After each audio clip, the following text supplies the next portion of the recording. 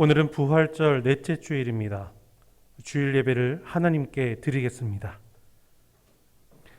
찬송가 75장 주여 우리 무리를 1절, 2절, 5절을 다 함께 찬송하시겠습니다.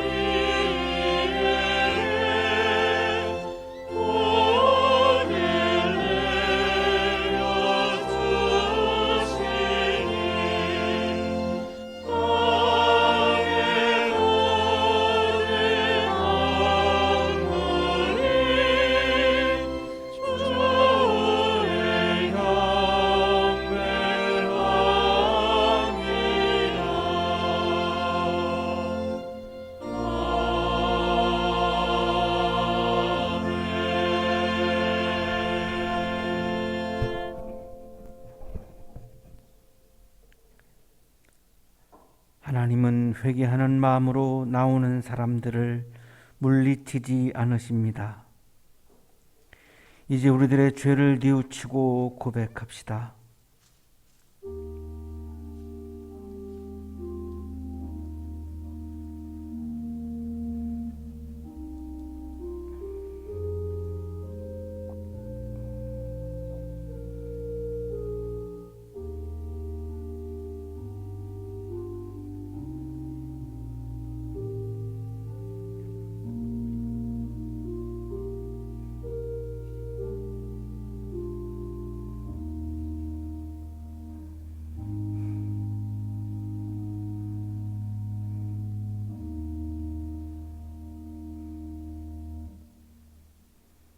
우리가 우리 죄를 자백하면 하나님은 신실하시고 의로우신 분이셔서 우리 죄를 용서하시고 모든 불의에서 우리를 깨끗하게 해 주실 것입니다.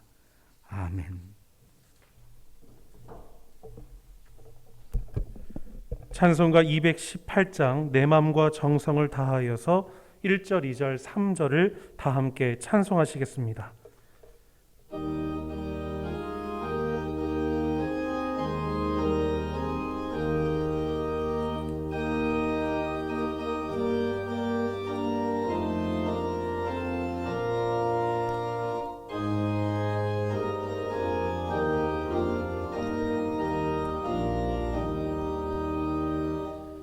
내 맘과 정성을 다하여서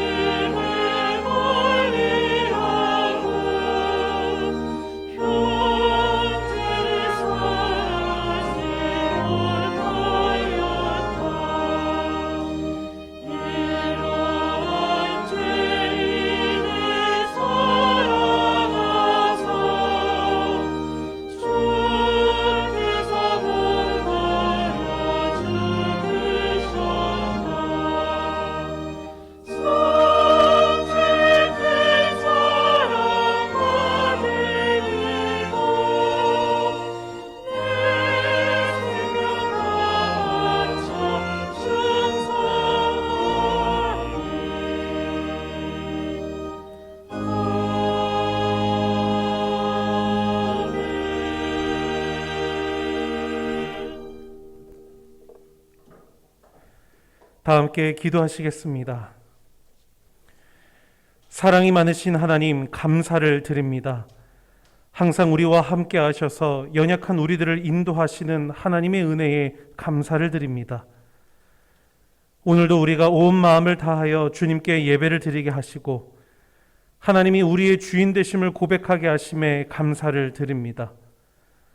한 주간의 삶도 하나님께서 책임져 주시고 우리로 하여금 믿음의 삶을 살아갈 수 있도록 붙들어 주신 하나님의 인도하심에 감사를 드립니다.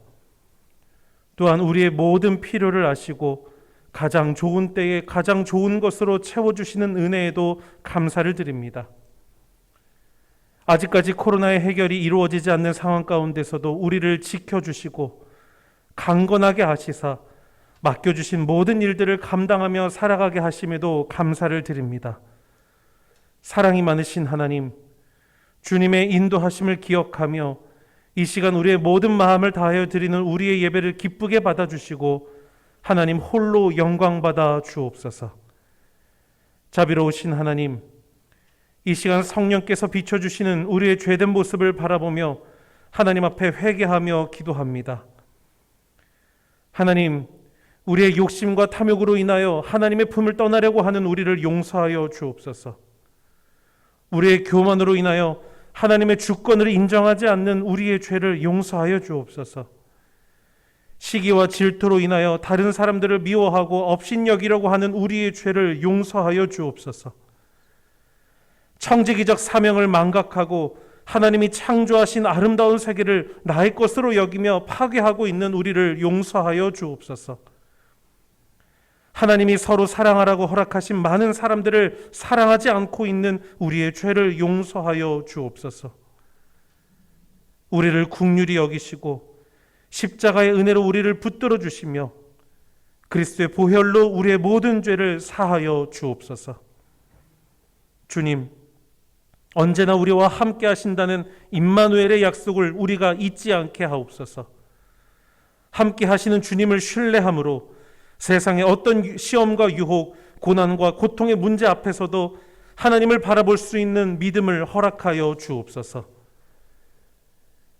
우리의 인생이 세상의 유익을 위하여 쫓는 삶이 아니라 다윗이 고백한 것과 같이 한평생 주님의 집에 살면서 주님의 자비로우신 모습을 보며 성전에서 주님과 함께 사는 삶을 살기를 원합니다.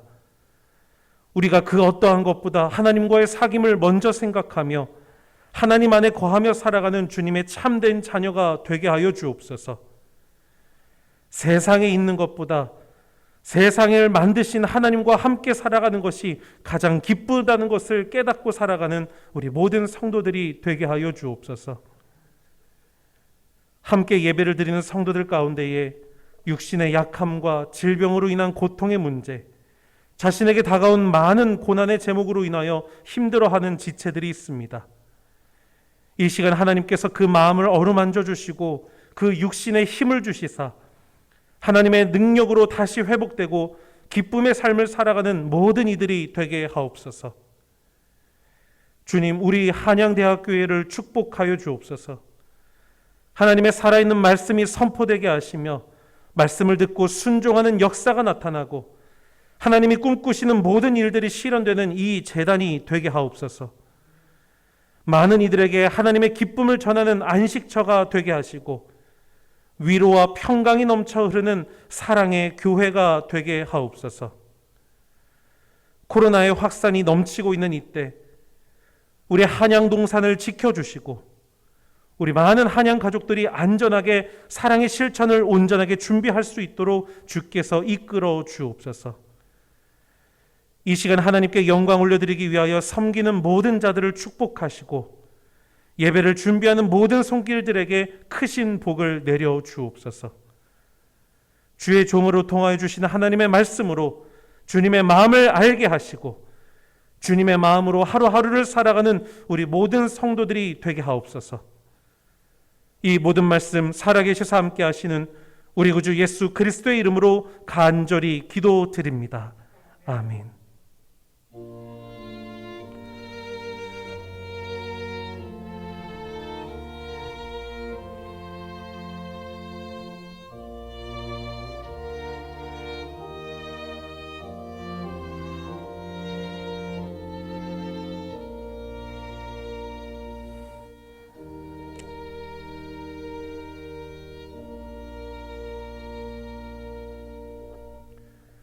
이 시간 우리에게 주시는 하나님의 말씀 요한일서 3장 16절에서 24절까지의 말씀입니다.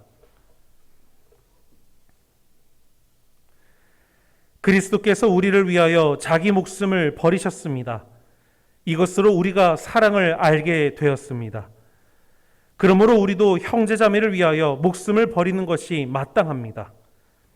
누구든지 세상 재물을 가지고 있으면서 자기 형제자매의 궁핍함을 보고도 마음 문을 닫고 도와주지 않으면 어떻게 하나님의 사랑이 그 사람 속에 머물겠습니까? 자녀된 이 여러분, 우리는 말이나 혀로 사랑하지 말고 행동과 진실함으로 사랑합시다. 이렇게 함으로써 우리는 우리가 진리에서 났음을 알게 될 것입니다. 또 우리는 하나님 앞에서 확신을 가지게 될 것입니다. 우리가 마음에 가책을 받는다 하더라도 우리는 그러한 확신을 가지게 될 것입니다. 하나님은 우리 마음보다 크신 분이시고 또 모든 것을 알고 계시기 때문입니다.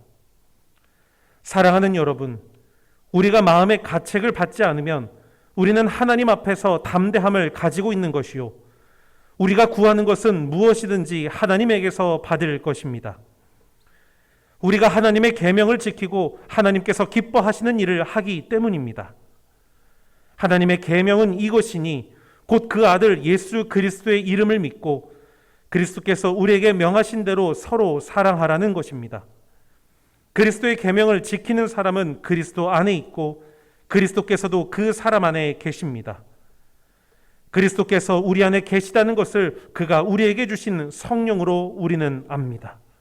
서신서의 말씀입니다.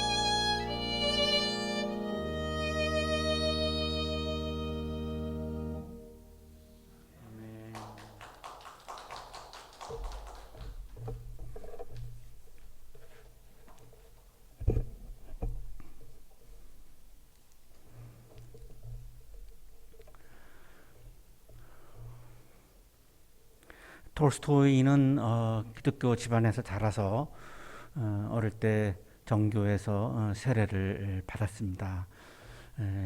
신앙생활을 열심히 했는데 청년 시절에 기독교를 떠납니다. 굉장히 회의를 많이 품었고 그리고 방황을 많이 했습니다.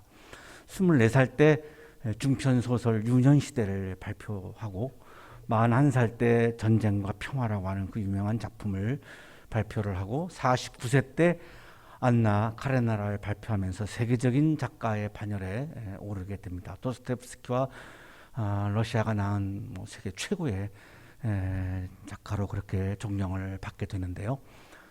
그런데 참 기쁨을 얻지 못했습니다. 세계적인 작가로 인정을 받는데도 자기의 마음속에 기쁨이 없는 겁니다. 계속해서 자살을 생각을 했습니다. 톨스토이가 고민한 지점은 이런 거였습니다. 인용하겠습니다. 나는 스스로에게 나의 삶은 무엇인가라고 물었다. 그리고 그것은 악이며 무의미한 것이다 라는 해답을 얻었다. 실제로 온갖 욕망에 사로잡혀 있던 나의 생활은 악과 무의미의 연속에 지나지 않았다. 자기 자신을 성찰해 볼 때에 자기는 굉장히 욕망이 가득한 마음으로 살아가고 있고 그 욕망은 악이 틀림이 없고 내가 악한 존재인데 내가 살아서 어떤 의미가 있을까 이런 고민과 회의를 하면서 계속해서 자살을 생각을 했던 것이죠.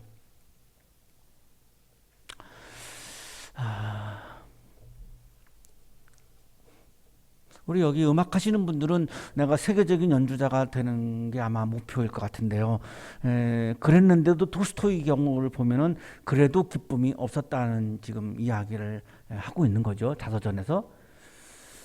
자살을 계속 고민하다가 이제 진지하게 하나님을 다시 찾기 시작했습니다. 54세 때 참회록을 발표를 하는데요. 쓰면서 참회를 통해서 하나님을 다시 만나는 경험을 합니다. 그 참회록에 그 하나님을 만나는 경험을 아주 자세하게 이렇게 적어 놓았는데요. 56세 때의 나의 신앙은 무엇인가를 발표했고 57세 때의 사랑이 있는 곳에 하나님이 계신다를 발표합니다. 오늘 함께 나누려고 하는 작품이 바로 이 사랑이 있는 곳에 하나님이 계신다라고 하는 이 작품입니다.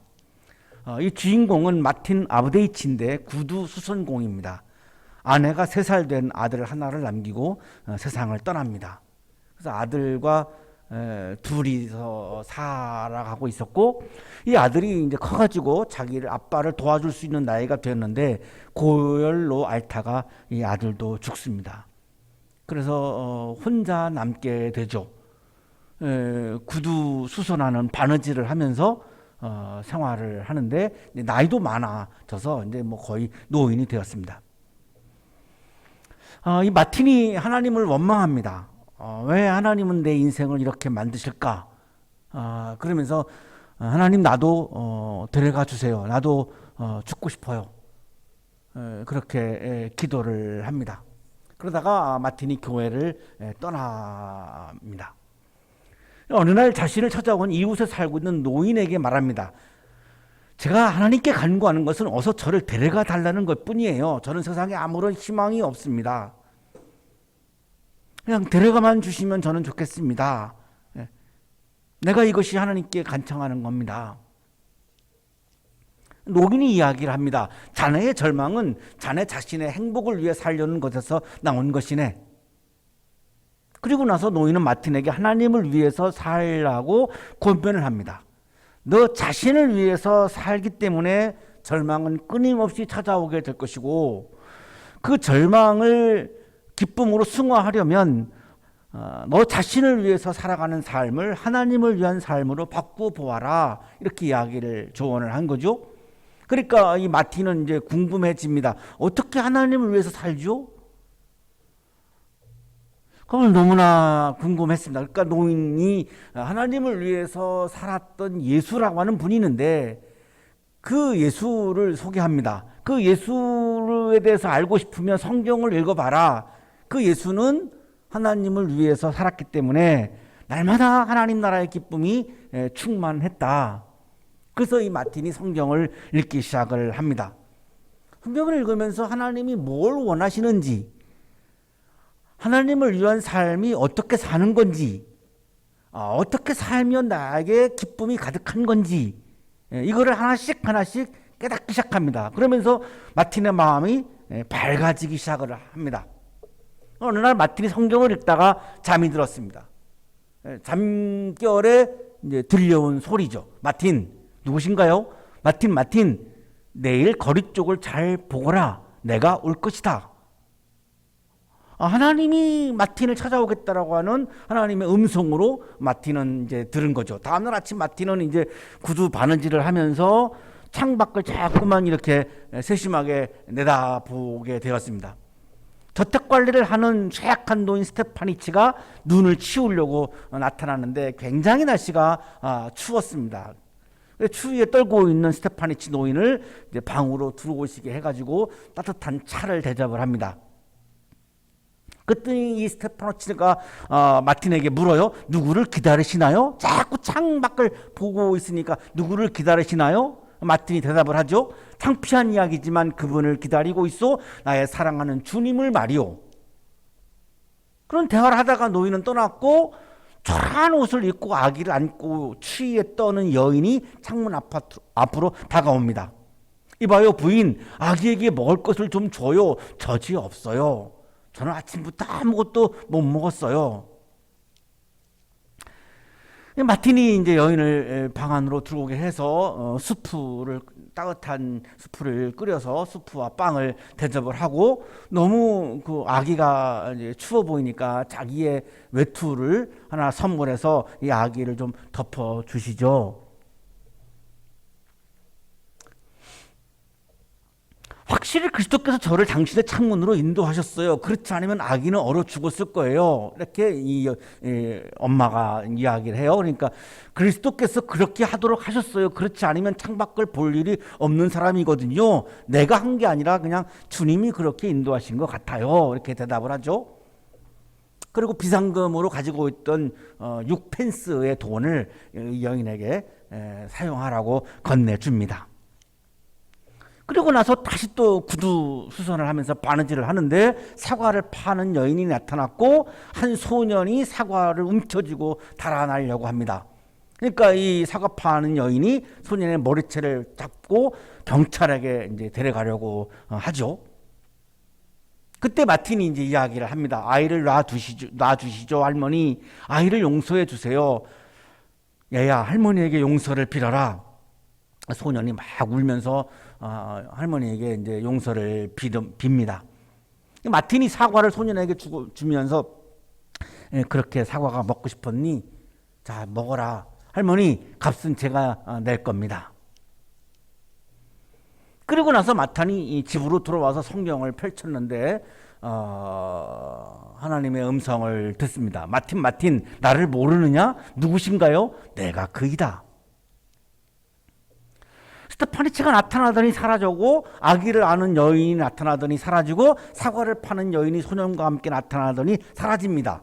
그런데 마틴의 영혼이 기쁨에 막 휘감기기 시작합니다. 그냥 그렇게 좋을 수가 없어요. 기쁠 수가 없어요. 이유도 잘 모르겠는데 그냥 좋아요. 그냥 기뻐요. 그런 상황에서 마틴이 성경을 읽고 있는데 마태복음 25장 40절이었습니다. 너희가 여기 내 형제자매 가운데 지극히 보잘것없는 사람 하나에게 한 것이 곧 내게 한 것이다. 유명한 말씀인데요. 지극히 여기 내 형제자매 가운데 지극히 보잘것없는 사람 하나에게 한 것이 곧 내게 한 것이다. 우리가 예수님을 위해서 뭔가를 하고 싶다면 보잘것없는 사람에게 하라, 이런 주님의 말씀이죠.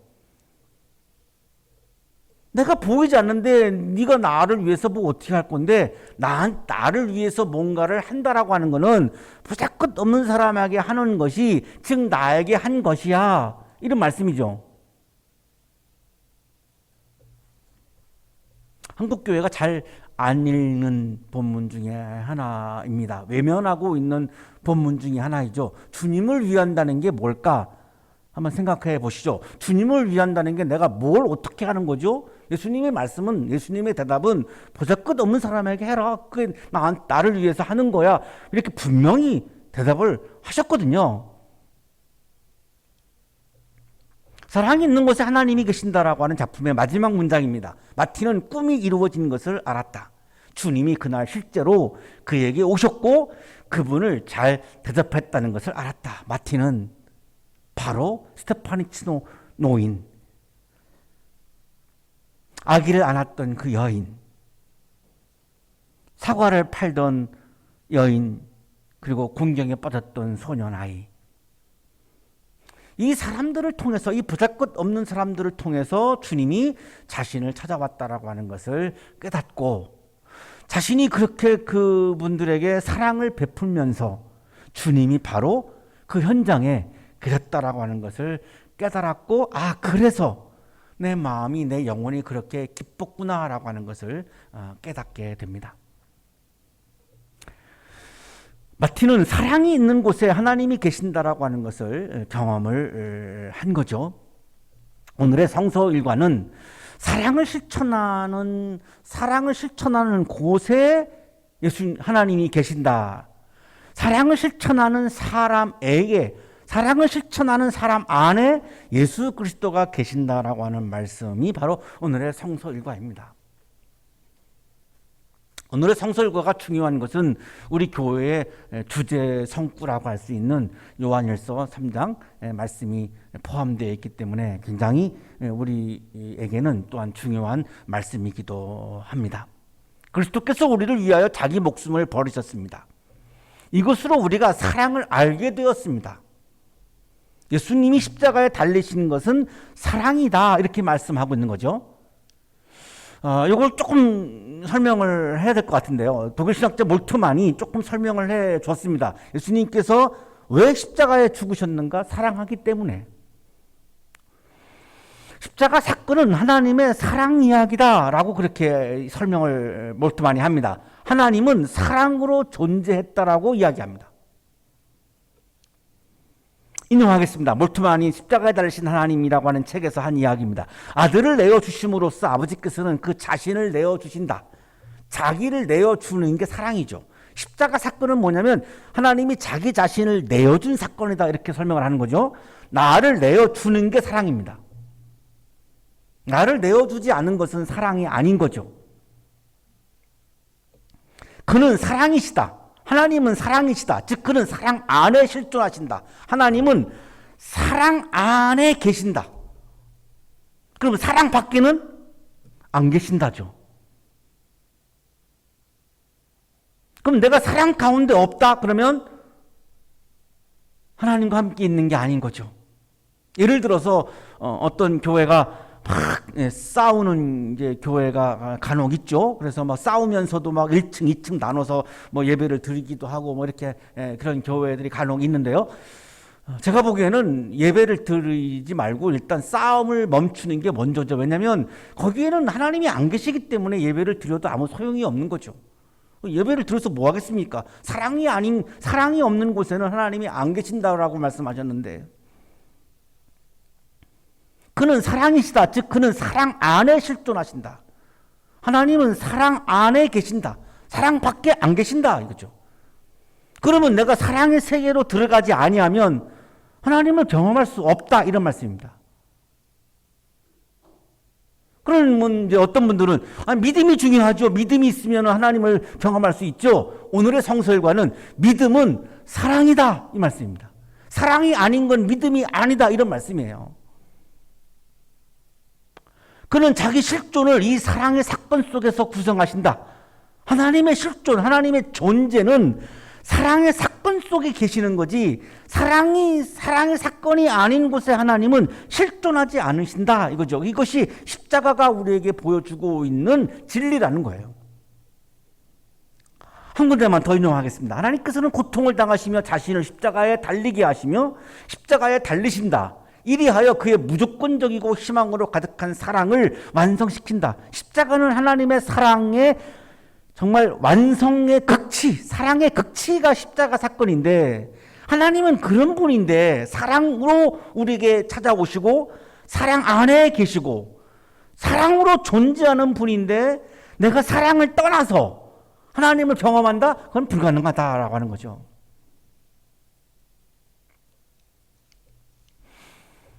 하나님께서는 사랑으로 존재하시고 사랑 안에 실존하시기 때문에 사랑의 세계로 들어가야만 하나님을 경험할 수 있다고 말씀하고 있는 거죠. 사랑의 세계로 들어가는 길은 그러면 어떻게 할 거냐? 그 다음 말씀에 나오죠. 그러므로 우리도 형제자매를 위하여 목숨을 버리는 것이 마땅합니다. 굉장히 극단적, 어떻게 보면 극단적 표현인데요. 사랑의 세계로 들어간다라고 하는 길은 형제자매를 사랑하는 거라는 거죠. 그럼 반드시 형제자매를 위해서 죽어야 하느냐? 그 정도로 형제자매를 위해서 희생하고 헌신을 통해서 사랑의 세계로 들어가야 한다. 사랑의 세계로 들어가야 사랑이신 하나님을 만날 수 있다. 사랑의 세계로 들어가야 사랑 안에 실존하시는 하나님을 우리가 경험할 수 있다. 교회를 열심히 다니는데 왜 하나님을 경험하지 못할까요? 사랑의 세계로 들어가지 않는 한 교회에 왔다고 해서 하나님을 만나는 게 아닌데 이 부분을 우리가 자꾸만 간과하는 거죠. 교회에 온다고 하나님을 만나는 게 아니라 사랑의 세계로 들어가야 하나님을 만난다는 거죠. 누구든지 세상 재물을 가지고 있으면서 자기 형제자매의 궁핍함을 보고도 마음문을 닫고 도와주지 않으면 어떻게 하나님의 사랑이 그 사람 속에 머물겠습니까? 형제자매를 보고 사랑하지 아니하면 하나님도 그 사람에게 하나님의 사랑이 그 사람에게 없다는 거죠. 하나님은 사랑으로 존재하시는데 하나님의 사랑이 그 사람에게 없다면 그 사람은 하나님을 경험할 수 없는 거죠.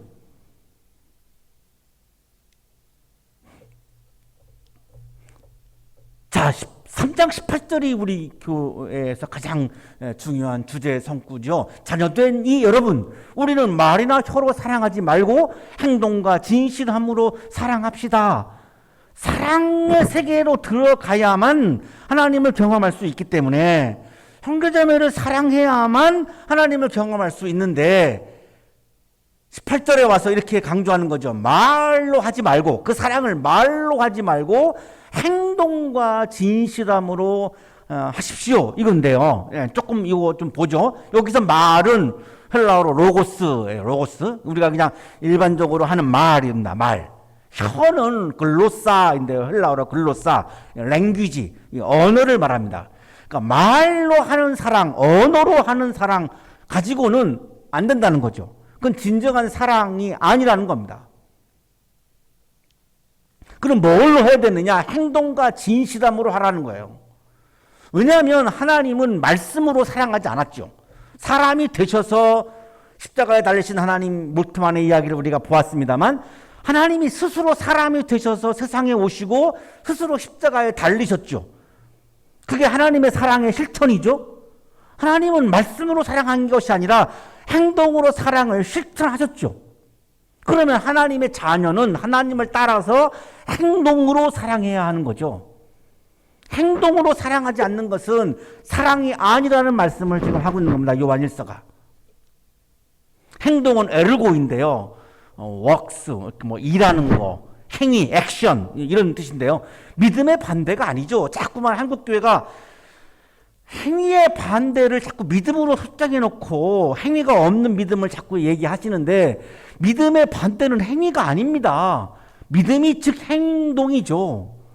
행동이 없는 믿음은 믿음이 아닌 거죠. 행동이 없는 사랑은 사랑이 아닌 거기 때문에 믿음의 반대는 행동이 아니죠. 우리나라 말에 그런 말이 어디 있어요. 믿음의 반대는 불신앙이죠. 어떻게 믿음의 반대가 행동이에요? 전혀 사전적으로도 없는데 자꾸만 우리는 믿음의 반대를 행동으로 설정해 놓고 믿음이냐 행동이냐 자꾸만 이런 프레임을 자꾸만 거는데요. 믿음이 행동이고 행동이 믿음이죠. 사랑이 행동이고 행동이 사랑인 거죠. 왜 이런 오류에 우리가 빠지냐면 그 당시 요한일서가 기록될 때에도 영지주의자들이 있었는데 영지주의자들의 바로 주장이 이거예요. 행동이 없는 믿음, 행동이 없는 사랑을 이들은 주장을 했어요. 왜냐하면 이원론자들이어가지고 영혼은 거룩하다, 육신은 더럽다. 그러면 예수님은 거룩한 분이니까 예수님은 육신이 없다 이렇게 주장했습니다. 그래서 예수님의 성육신을 부정합니다. 몸은 더러운 거고 영혼은 거룩한 거기 때문에 예수님은 하나님의 아들인데 어떻게 더러운 육신을 갖느냐? 예수님은 육신이 없다. 육신이 없으면 뭐가 없죠? 행동이 없죠. 자, 그래서 믿음은 행동이 없는 거다. 이게 영지주의자들의 주장입니다. 이게 당시에 이단이에요, 이단. 한국교회가 그거를 영지주의자들을 따르면 안 되는 거죠. 행동이 없는 사랑은 사랑이 아니다. 행동이 없는 믿음은 믿음이 아니다. 이렇게 강조하면서 또 하나를 강조합니다. 그건 뭐냐면 진실함으로인데요. 헬라어로 알레테이아인데 이거는 진리를 의미해요. 진리. 진리 안에서 행동으로 사랑하라는 거예요. 진리 안에서. 왜 그러냐면 진리 안에 있지 아니하면 악을 사랑할 수도 있죠. 불의를 사랑할 수도 있죠. 욕망을 사랑할 수도 있죠. 자, 그러니까 행동으로 사랑하되 그 행동으로 하는 사랑이 진리 안에 있어야 한다는 거죠. 하나님의 진리를 벗어나 버리면 악을 사랑할 수도 있고 불의를 사랑할 수도 있고 욕망을 사랑할 수도 있기 때문에 그거는 진정한 사랑이라고 할 수가 없다. 하나님의 진리 안에서 행동으로 사랑해야지만 우리는 사랑의 세계로 들어갈 수 있고 그래야 사랑이신 하나님을 경험할 수 있다. 이런 말씀이죠. 신약 성서학자 서영성님의 주석입니다. 사랑을 행하는 동안에도 진리를 놓칠 수 있다. 그러므로 요한일서 3장 18절은 사랑으로 행하되 진리 안에서 하라고 명령하고 있다. 나 열심히 사랑하는데 그 사랑이 그 사람에게 도움이 되는 것이 아니라 그 사람에게 해가 될 수도 있거든요. 사랑이란 그 사람이 원하는 거를 내가 해줘야 되는데 내가 원하는 거를 막 싫다는데도 막 줄 수 있거든요. 이런 삐뚤어진 사랑이 가능하기 때문에 그래서 진리 안에서 해야 한다라고 하는 것을 지금 강조하는 거죠. 행동으로 하나님의 진리 안에서 사랑을 실천할 때에 하나님을 경험할 수 있다는 거죠. 이렇게 함으로써 우리가 진리에서 났음을 알게 될 것입니다. 또 우리는 하나님 앞에서 확신을 가지게 될 것입니다. 이렇게 행동으로 하나님의 진리 안에서 사랑을 실천할 때에 우리는 진리에 속해 있고 내가 하나님에게 속해 있고 내가 예수 그리스도에게 속해 있음을 나는 깨닫게 된다는 거죠. 그러면 하나님 앞에서 내가 굉장히 당당해지는 거죠. 왜냐하면 하나님을 그걸 기뻐하시는 걸 내가 알고 있으니까. 행동으로 하나님의 진리 안에서 사랑을 실천하는 것을 하나님이 기뻐하는 것을 내가 알고 있기 때문에 그렇게 내가 하면 하나님 앞에서 내가 굉장히 떳떳해지는 거죠. 하나님을 알므로 진리를 알므로 사랑을 알므로 예수 그리스도에게 속할 수가 없어요. 이거는 영지주의자들의 주장이에요. 영지주의자들은 지식으로 알므로 내가 진리에 이른다, 하나님에게 이른다 이렇게 주장을 한 사람들이니까요. 사랑을 안다고 해서 내가 하나님을 경험할 수 있는 게 아니라 사랑을 실천해야지 하나님을 경험하는 거죠. 근데 그 사랑의 실천이 진리에 속해 있어야 한다는 거죠. 그래야 예수 그리스도에게 내가 속할 수 있고 하나님의 현존을 그 사랑 속에서 사랑의 실천 속에서 경험할 수 있는 거죠. 사랑하는 여러분, 우리가 마음의 가책을 받지 않으면 우리는 하나님 앞에서 담대함을 가지고 있는 것이요. 내가 행동으로 사랑을 진리 안에서 실천하면 내가 하나님을 기쁘게 해드린다라고 하는 확신이 있기 때문에 하나님 앞에 섰을 때 내가 담대해진다는 거예요. 그게 내가 기독교인으로서의 자부심, 기독교인으로서의 기쁨 이런 거죠. 행동으로 하나님의 진리 안에서 사랑을 실천하는 것이 어렵습니다. 쉽지 않아요. 어렵습니다. 물질에 대한 욕심 때문에 이게 방해가 되기도 하죠. 내성적인 성격 때문에 내가 상대방에게 내가 사랑을 표현하는 게 굉장히 서투를 수도 있고요. 그리고 행위에 대한 귀찮음, 게으름 때문에 내가 사랑을 실천하는 게 어려울 수도 있고요. 우리 여기 청년들은 가지고 있는 게 별로 없기 때문에 내가 사랑을 실천하고 싶어도 하기 어려울 수도 있고요. 이런 방해물들이 굉장히 많은 거죠. 이게 쉽지 않습니다. 사랑을 말로 하는 거는 쉽지만 사랑을 실천하는 거는 쉽지 않은 거죠. 굉장히 많은 장애물들이 있는 겁니다. 힘들고 어렵지만 사랑을 실천하고 나면 하나님 앞에서 담대해진다는 거죠.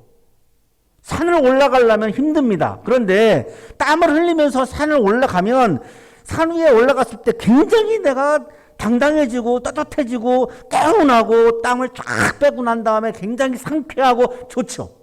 마찬가지입니다. 사랑을 실천하는 것이 어렵지만 하고 나면 너무너무 기쁨이 나에게 차오르는 것을 경험할 수 있고 하나님이 내 안에 계시다라고 하는 것을 내가 확신할 수 있다는 거예요. 우리가 구하는 것은 무엇이든지 하나님에게서 받을 것입니다. 우리가 하나님의 계명을 지키고 하나님께서 기뻐하시는 일을 하기 때문입니다. 하나님의 계명은 이것이니, 자 23절에 와서 하나님의 계명은 이거다라고 이제 말씀 분명하게 합니다. 하나님의 계명, 우리가 지켜야 되는 하나님의 계명. 한국 교회에서는 하나님의 계명 그러면은 뭐 드링킹, 스모킹, 뭐 이런 거를 막 강조하는데, 자 요한일서 3장 23절에는 하나님이 강조하시는 계명이 그런 게 아니에요. 보시죠. 하나님의 계명이 뭔지 한마디로 딱 얘기합니다. 하나님의 계명, 하나님이 가장 중요하게 여기시는, 가장 강조하시는 계명이 뭐냐? 그 아들 예수 그리스도의 이름을 믿고, 예수를 믿는 겁니다. 자, 그러면 예수를 믿는 건 어떻게 하는 겁니까? 추상적이잖아요. 그리스도께서 우리에게 명하신 대로 서로 사랑하는 것입니다. 자, 이게 하나님의 계명이라고 말씀합니다. 우리가 반드시 지켜야 되는, 가장 중요하게 지켜야 되는 하나님의 계명은 예수를 믿는 건데, 예수를 믿는 게 그럼 어떻게 하는 거냐? 서로 사랑하는 것이다. 이렇게 말씀합니다.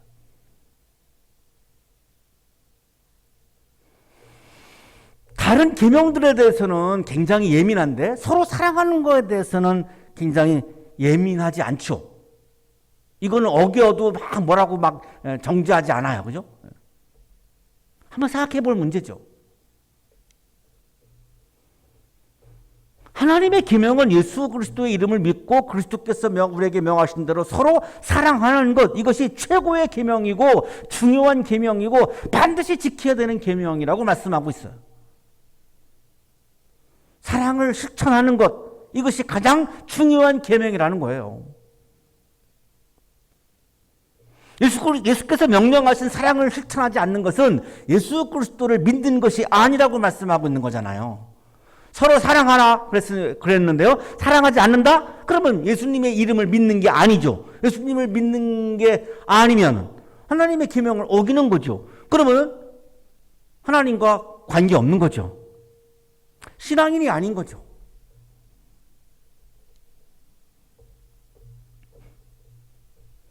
그리스도의 계명을 지키는 사람은, 예수님을 믿고 서로 사랑하는 사람은, 이런 말씀이죠. 앞에서 그리스도의 계명을 지키는 사람은 어떤 사람입니까? 예수님의 이름을 믿고 서로 사랑을 실천하는 사람은 그리스도 안에 있고 그 사람이 예수님 안에 존재한다는 거죠. 그리스도께서도 그 사람 안에 계십니다. 그때 주님은 그 사람 안에 계신다는 거예요. 왜? 주님은 사랑이 있는 곳에 계시니까. 그리스도께서 우리 안에 계시다라고 하는 것을 그가 우리에게 주신 성령으로 우리는 압니다. 예수 그리스도의 계명을 지키는 사람, 사랑을 실천하는 사람은 예수 그리스도 안에 있는 사람이죠. 예수 그리스도께서도 사랑을 실천하는 사람 안에 계십니다.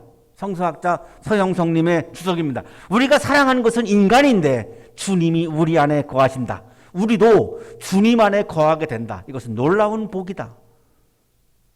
보이지 않는 하나님을 사랑하는 게 얼마나 어려워요. 자, 그런데 하나님은 보이는, 네가 볼 수 있는, 네 옆에 있는 어려운 사람, 궁핍한 사람, 형제 자매를 사랑해라. 그러면 내가 네 안에 있고 너도 내 안에 있게 된다. 이런 복이 어디 있느냐, 이런 주석이에요. 굉장히 이거를 완화해 준 거죠. 보이지 않는 하나님을 사랑하는 게 너무나 우리에게는 어렵고 막연한데 굉장히 이걸 구체적으로 하나님이 해결해 주신 거죠. 네 옆에 있는 바로 그 사람을 네가 사랑해라. 그러면 내가 네 안에 있고 너도 내 안에 있게 되고 너는 나를 경험하게 되고 기쁨으로 가득 차게 된다. 놀라운 복이죠. 예수께서 우리 안에 계실 때에 우리에게 성령을 주시는 거죠. 그가 우리에게 주신 성령으로 우리는 압니다. 예수님이 내 안에 계셔야 내 마음속에 주님이 성령으로 채워주실 거 아니겠습니까? 자, 그렇다면 성령 충만에 대한 개념도 좀 바뀌어야 되죠. 주님이 내 안에 계셔야 주님이 내 마음에 성령을 채워주시는데, 주님이 내 안에 계시려면 사랑을 실천해야지 가능한 건데요. 그러면 행동으로 하나님의 진리 안에서 사랑을 실천하는 사람이 성령이 충만한 사람인 거죠.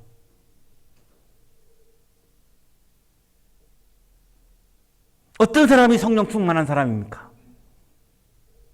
행동으로 하나님의 진리 안에서 사랑을 실천하는 사람이 성령이 충만한 사람입니다.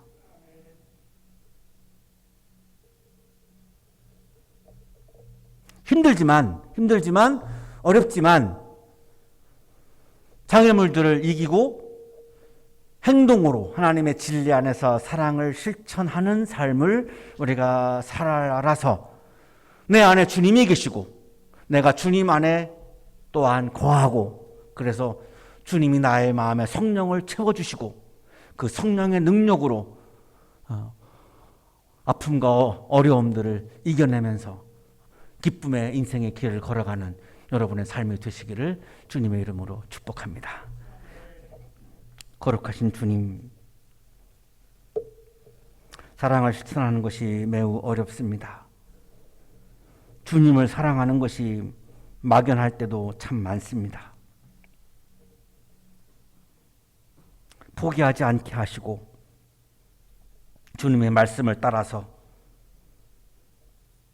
행동으로 하나님의 진리 안에서 사랑을 실천하는 삶을 살아가므로 내가 주님 안에 있고 주님이 내 안에 있는 것을 내가 경험하고, 주님이 내 안에 성령을 가득 채워주시는 은혜를 또한 경험하고, 그 성령의 힘으로 절망과 아픔과 고통들을 다 이겨내며 기쁨의 길을 걸어갈 수 있도록 우리의 인생의 길을 인도하여 주옵소서.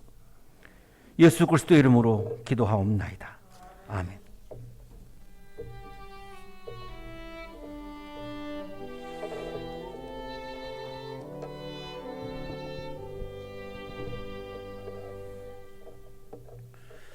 몇 가지 교회 소식 알려드립니다. 오늘은 부활절 넷째 주일로 지켜 예배를 드립니다.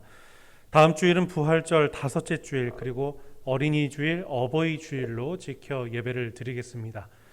다음 주 성서일과는 요한일서 4장 7절에서 21절까지의 말씀 제목은 하나님을 사랑하는 사람입니다. 우리 주중에 성서일과 말씀을 묵상하시기를 바랍니다. 그리고 어버이 주일과 어린이 주일 맞이해서 우리 매년 우리 70세 이상 되시는 어른들과 그리고 우리 아이들에게 선물을 우리가 함께 또 축복하면서 드린 때가 있었습니다. 우리 작년과 마찬가지로 우리 해당되시는 분들에게 우편으로 발송해 드리도록 하겠습니다. 우리 매일 아침 시간을 정해두시고 혹은 하루의 일정 가운데 시간을 정해두시고 우리 기도하시는 분들 계시리라 생각합니다. 현재 코로나가 많이 확산되고 있는 가운데 우리의 기도가 절실하게 필요한 때일 줄로 믿습니다. 우리 힘있게 계속해서 기도해 주시고 또 방역에 힘쓰셔서 안전하고 강건한 삶을 살아가시는 여러분들이 되시기를 바랍니다. 또 예배를 드리시는 분들, 또 집에서 영상으로 함께 하시는 분들은 또 정갈한 복장으로 진실한 마음을 가지고 예배에 임하시게 되시기를 주님의 이름으로 부탁드리겠습니다. 예배 가운데 헌금 드리시는 분들, 우리 재무부장님께 헌금 항목에 대하여 문자로 발송 부탁드립니다. 교회 소식 여기까지입니다. 주님 앞에 예물을 드리겠습니다.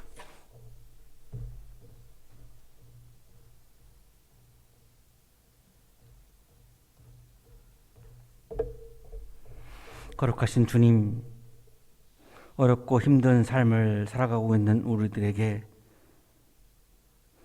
사랑과 기쁨이 가득한 삶의 길을 인도해 주시니 감사합니다.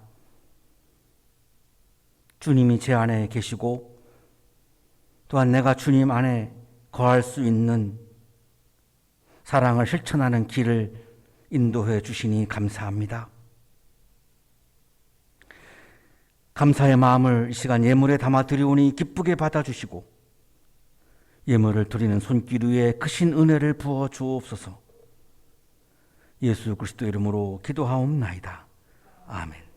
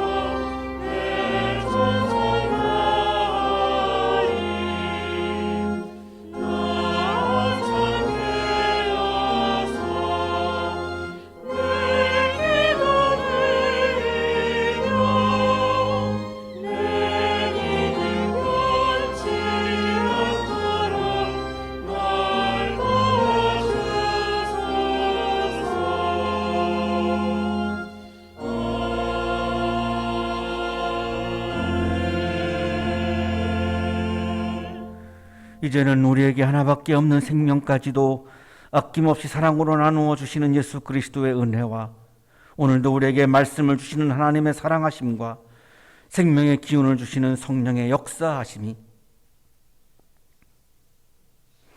보잘것없는 사람 한 사람을 내가 주님을 사랑하는 마음으로 사랑할 것을 다짐하고 또 다짐하며 행동으로 하나님의 진리 안에서 사랑을 실천하는 삶을 살아갈 것을 다짐하고 또 다짐하며 세상을 향하여 힘차게 나아가는 우리 모든 한양 가족들의 삶 속에 지금부터 영원토록 함께 하시기를 간절히 축원하옵나이다. 아멘.